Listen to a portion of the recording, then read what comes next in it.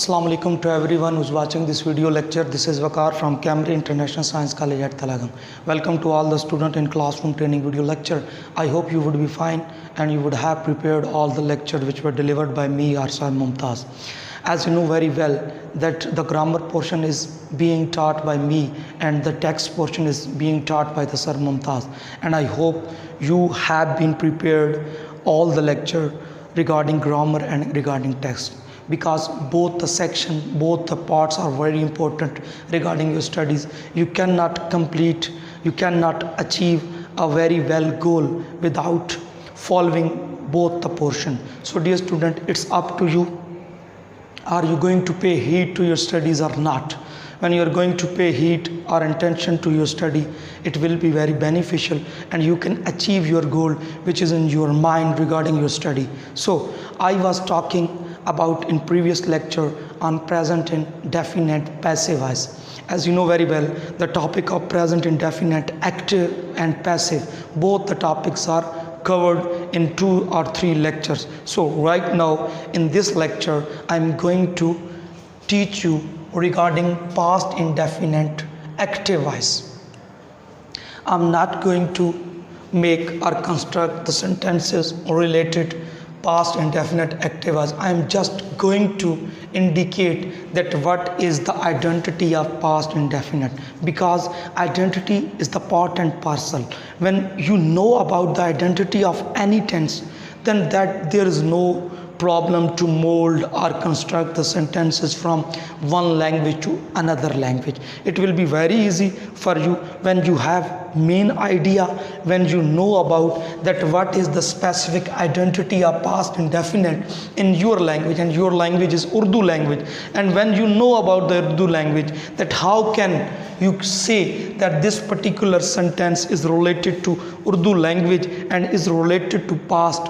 If you have the identity of the past indefinite in Urdu, then you would be able to construct the sentences in English language. So dear student, in this lecture, here you can see that in Urdu, when the sentence is written in Urdu form, how can you indicate, how can you know that this sentence is related to past indefinite? The identity of this thing is अलिफ छोटी ये and बड़ी ये.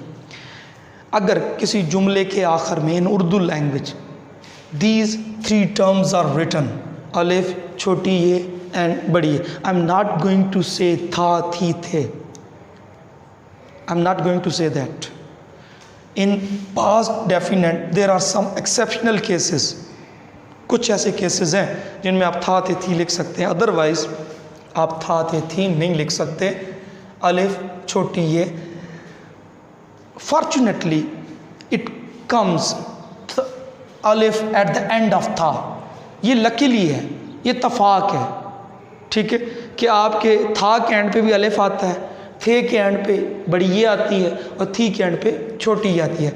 It doesn't mean that it is related to past indefinite. ये ज़रूरी नहीं है कि जब भी था थे थी आ जाए that sentence is related to past indefinite, but there are some certain rules, some certain condition. When these conditions are fulfilled, then you can say that particular sentence is related to past indefinite. First of all, number 1, alif choti ye and badi ye.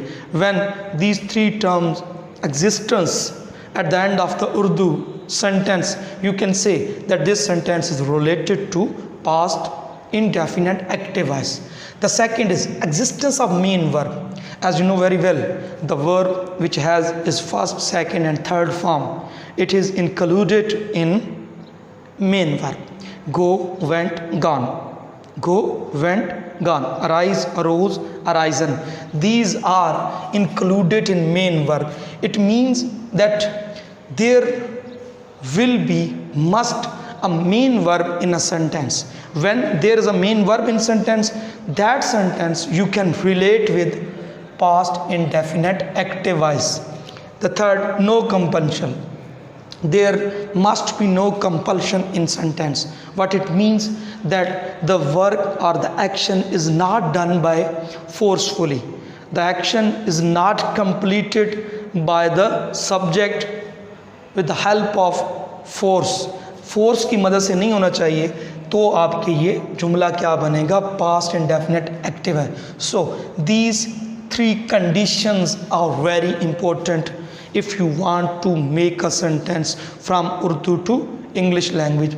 If these 3 conditions exist in a sentence, it means that sentence is taken as past indefinite active voice. Now, right now, I'm going to narrate or elaborate about that how can you make a sentence from Urdu to English. What is the structure of the sentence in English language? What comes first?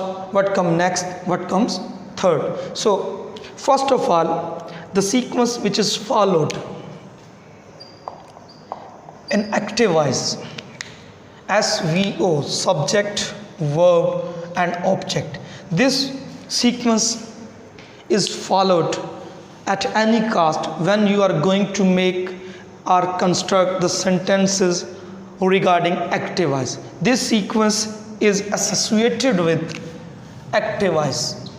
If you want to make sentence in active voice, you cannot get rid of this sequence. आप इस sequence से छुटकारा हासिल नहीं कर सकते.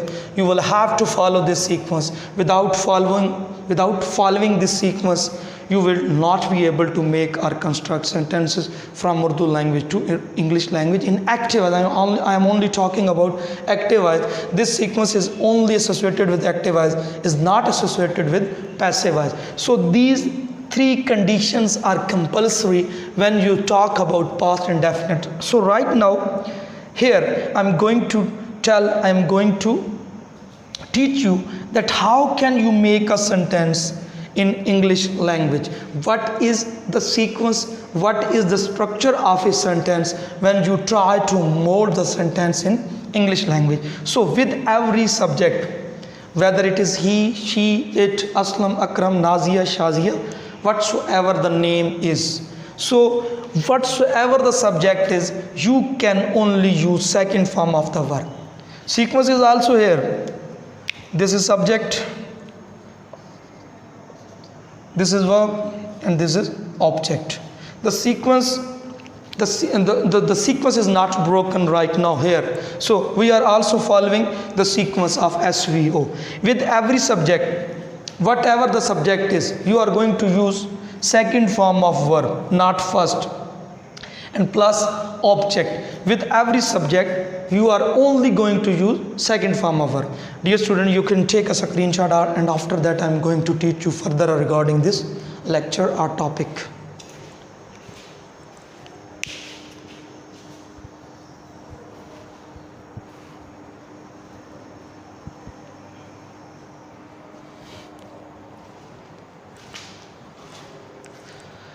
I hope you would have taken a screenshot of it. So this sequence or this structure is related to affirmative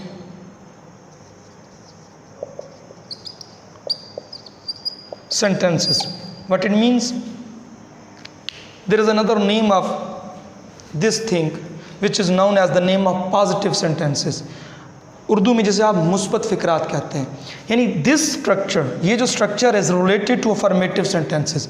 in affirmative sentences you would have to follow the second form of the verb, but when you will move toward the second part of this tense which is related to negative, then you are not going to use second form of verb. What it means, what is the reason behind it, I am going to narrate you this reason.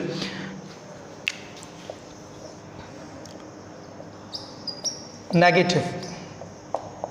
What is the structure of negative sentences? Right now I am going to write, first of all, subject. As you know that here I also have discussed, here I also have told that with every subject plus did not, here you have included a one new word, a one new term which is known as the name of did. In present indefinite, we included two terms, do and does. But right now here we have included second term, another term which is known as the name of did. And as you know very well that for the negation of anything, any sentence, we often use not plus first form of the verb. Why? It is very important that why you are going to use first form.